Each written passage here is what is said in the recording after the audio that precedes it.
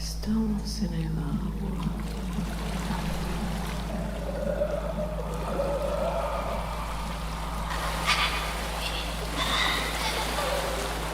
Diego Salcedo murió aquí.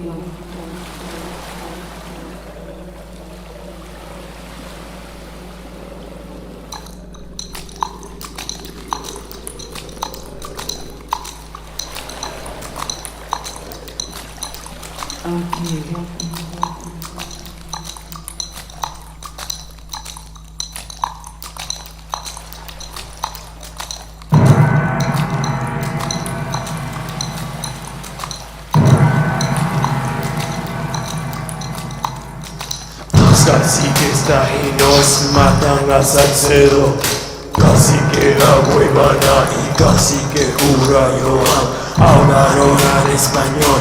Diego Salcedo, bebiendo agua, estaba Diego el colonizador.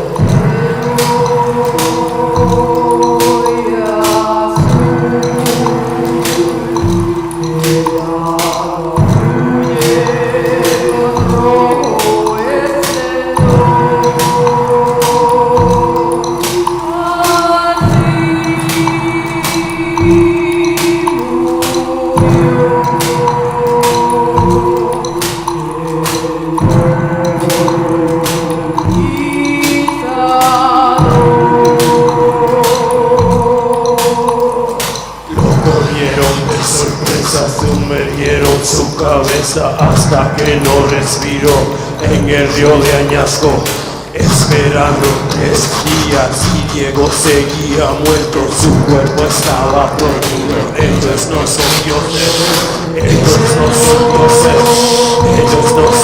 dioses, ellos no son dioses, ellos no son dioses, ellos no son dioses, ellos no son dioses, ellos no son dioses.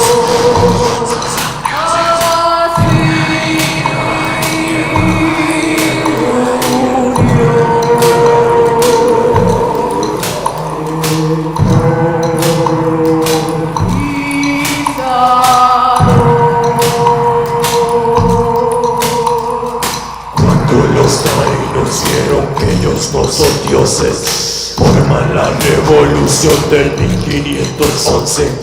Guerrillas taínas durante 8 años siguieron ahogando y matando españoles.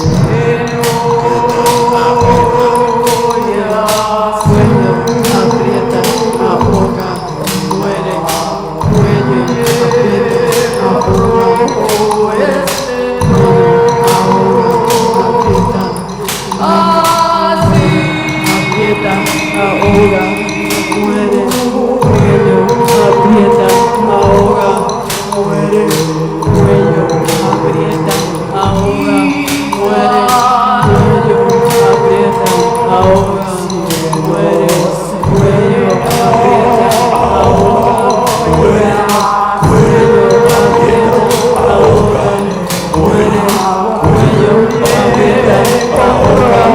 muere, cuello, aprieta, ahoga, muere, cuello, aprieta, ahoga, muere, cuello, aprieta, ahoga, muere, cuello, aprieta, ahoga, muere, cuello, aprieta, ahoga, muere, cuello, aprieta, ahoga, muere, cuello, aprieta, ahoga, muere, cuello, aprieta, ahoga, muere, cuello, aprieta, ahoga, muere, cuello, aprieta, ahoga, muere, cuello, aprieta, ahoga, muere, cuello, aprieta, ahoga, muere, cuello, aprieta, ahoga, muere, cuello, aprieta, ahoga, muere, cuello, aprieta, ahoga, muere.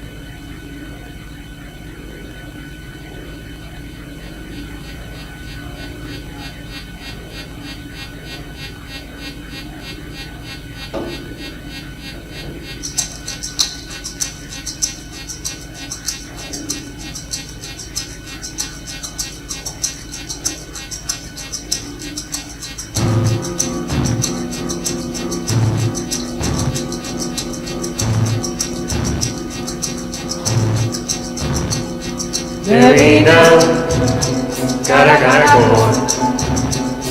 Gemina, caracol. Y La madre sangrienta, Caubaba. pariendo a 4. Y uno de ellos es un freak Caubaba. y crea el mundo. Gemina, caracol. Gemina, caracol. Casabi, El abuelo de fuego Casabi. le dijo que no. Casabi, Terminan rebelde, Ua. se lo robó. Gemina, caracol. Gemina, caracol. Guanguayo, Cargajo de semen, guanguayo, caoba, se guanguayo. lo escupe en la espalda. Guanguayo. Se le hinchó. Gemina, caracol.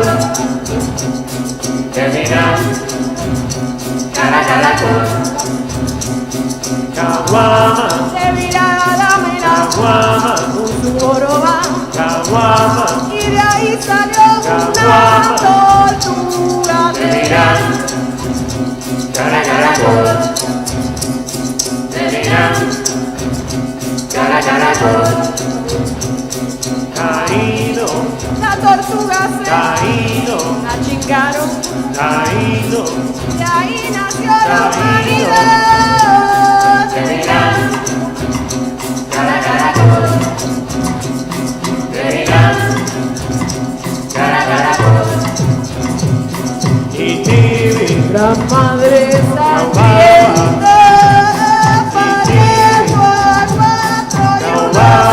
en su pique. terminan, cara caracol, terminan, cara caracol, El Casabi, abuelo de fuego le dijo que no, Casabi, terminan rebeldes, Ua. se lo robó. terminan, cara caracol, terminan, cara caracol, Guanguayo, Gargajo de semen Guanguayo, y caoba Guanguayo, en la espalda se nos Guanguayo. sube y se terminan, echa. cara caracol, terminan, cara caracol, Caguama, Se liraba de mina Caguama. con su joroba Caguama, y de ahí salió Caguama, una tortuga de terminan, cara caracol, terminan, cara caracol, Taíno, La tortuga se la chingaron Taíno, y de ahí nació la Taíno. humanidad. terminan, cara caracol, terminan, cara caracol, ¡Ey! ¡Ey! ¡Ey!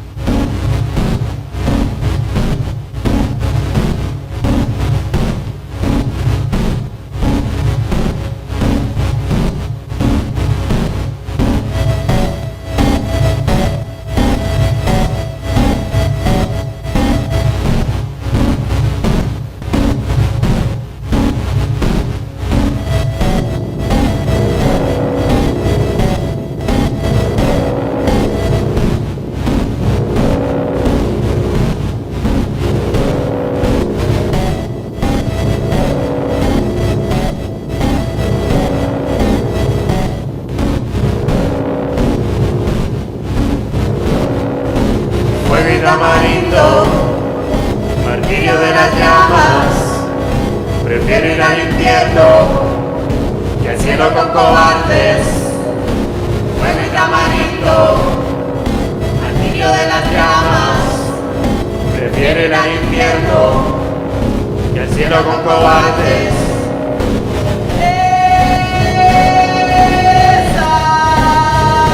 A la memoria del cacique Atuey, el indio inolvidable, precursor de la libertad cubana, quien ofrendó su vida y glorificó su rebeldía en el martirio de las llamas. A la memoria del cacique Atuey,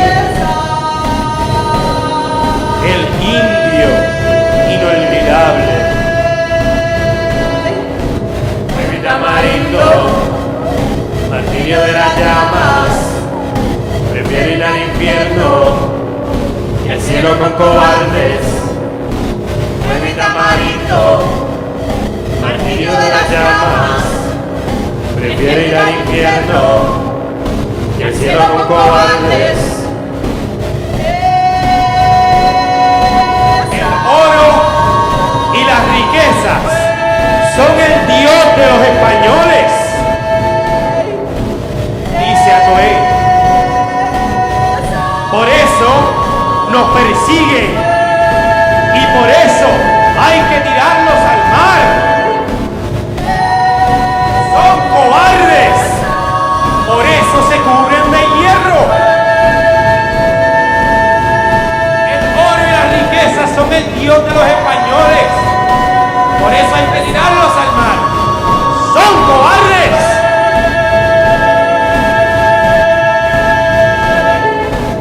Mi tamarindo, martirio de las llamas, prefiero ir al infierno y al cielo con cobardes.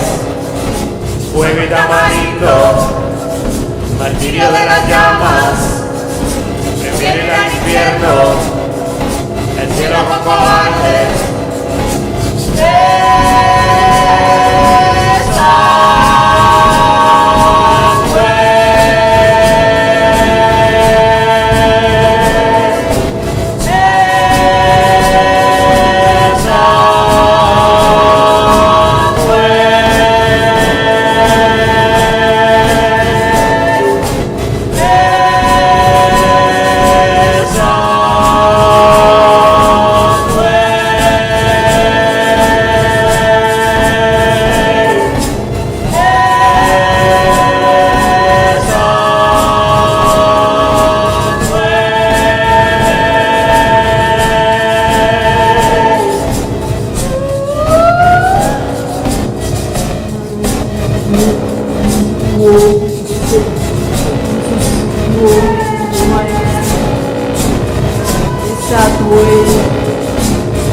Prefiero morir, ir al infierno. Prefiero ir al infierno.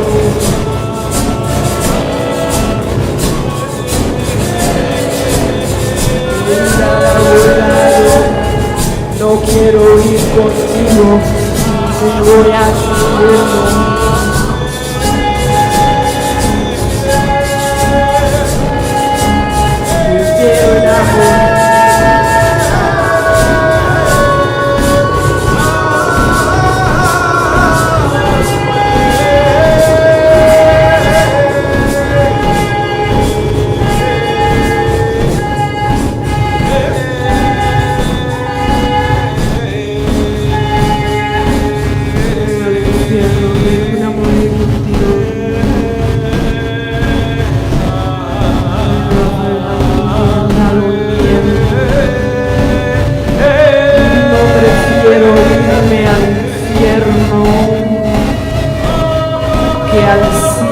Con cobardes.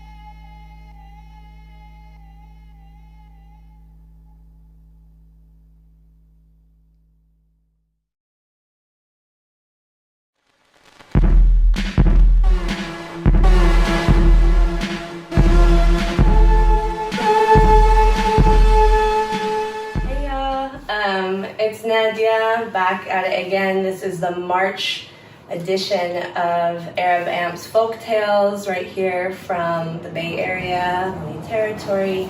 And this month we're doing a community highlight with the Freedom Archives. We're really, really excited to tell you a little bit more about this community resource in your backyard and also the long legacy of organizing and really beautiful contribution that y'all have to offer to us as a community here in the Bay. This is being paired, of course, with a performance by La Macacoa, and you'll learn more about her practice and her reflection on Puerto Rican arts and heritage and, of course, struggle for freedom. So with that, I'm going to pass it off and ask our guests to introduce themselves, who you are, and tell a little bit more about the founding of the Freedom Archives and the legacy of organizing that you come from. My name is Danielle. I'm one of the archivists here at the Freedom Archives. We are an educational archive committed to documenting and preserving progressive movement histories from the 1960s to 90s. So we have a range of different formats for folks to come through and engage, anywhere from audio recordings or videos to paper materials like periodicals, organizing or meeting notes, things like that. So I'll let Claude introduce himself, who is one of the co-founders here. He can speak a little bit more to the story of our founding.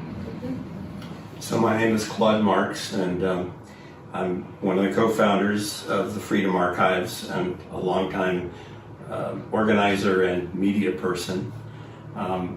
And really what we want to do is we want to figure out ways of repurposing radical history and culture, and to make sure that what is normally omitted and kept out of curricula teaching the story of people who are in resistance historically.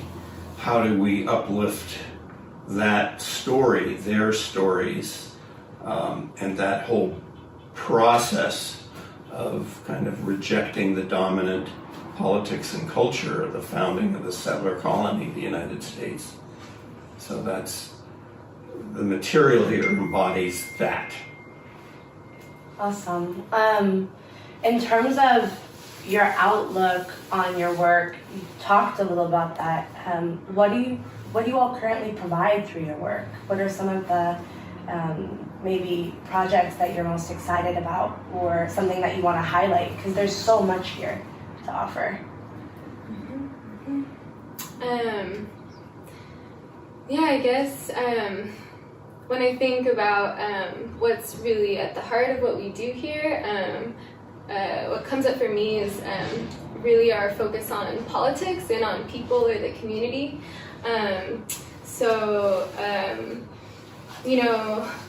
Part of the work is really figuring out how to activate these historic materials. We're not just collecting things for the sake of collecting them.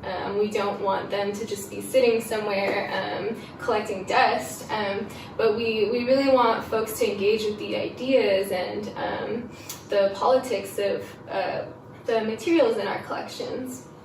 And so education is really important to us, having meaningful dialogue with the people who come through here and learning about them and their, what brings them here. These are all valuable and contribute also to our work. So part of what is stewarding these materials is also trying to cultivate a sense of empowerment among our community in how they understand their relationship to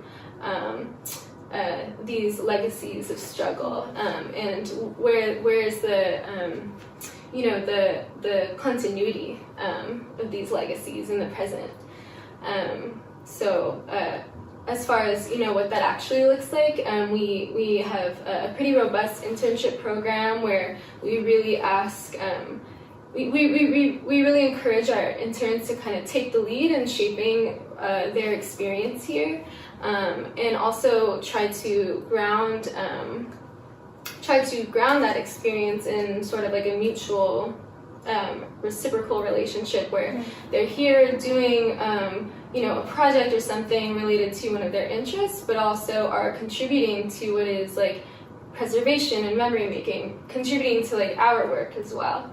And so part of what is empowering people through this intersection is to really try to encourage folks to see themselves also as stewards of these histories and legacies, and active participants in that.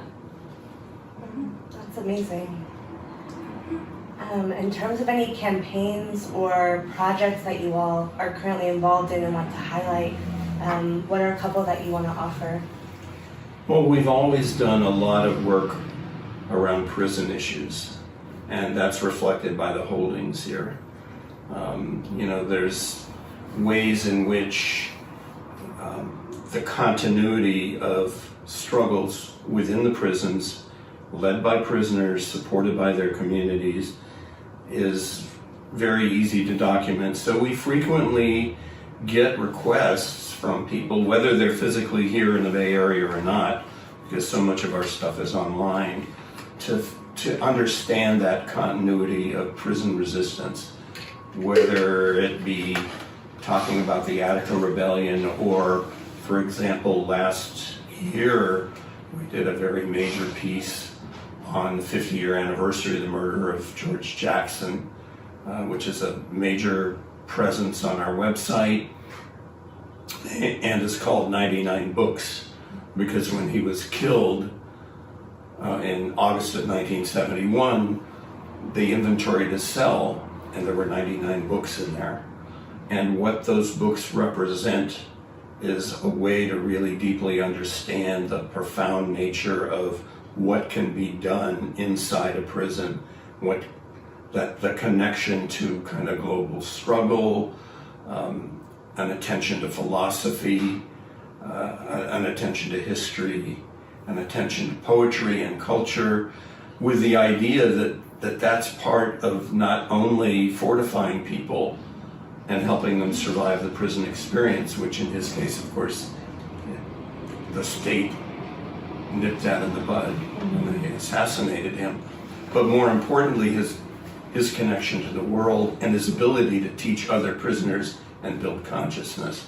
So that part of our website, which was which we launched last August, was really dedicated to understanding, the kind of what does it mean to grow up and gain consciousness in a cell and then spread that consciousness and build movement, even under the most, literally confined circumstances. Mm-hmm. So that was a project. That's a good example of how we like to engage, and not because it's nostalgic, but in fact, for prisoners today, it is a risky thing to even have a book by George Jackson in their possession. It's a whole conversation about the role that prisons play, but prisons are in fact part of our families and communities. They're not separated simply because the state chooses to put people in cells. And that's another point that I think, has been very consistent for us. So that, to point at one clear example, I would say that would be a good one for a lot of reasons. Yeah, that's great. Thank you both so much for kind of threading this through. I think on the website, like you said, the 99 Books Project is pretty front and center. How do folks from the community, how do we engage, come and visit the archive, get in contact with you, and donate?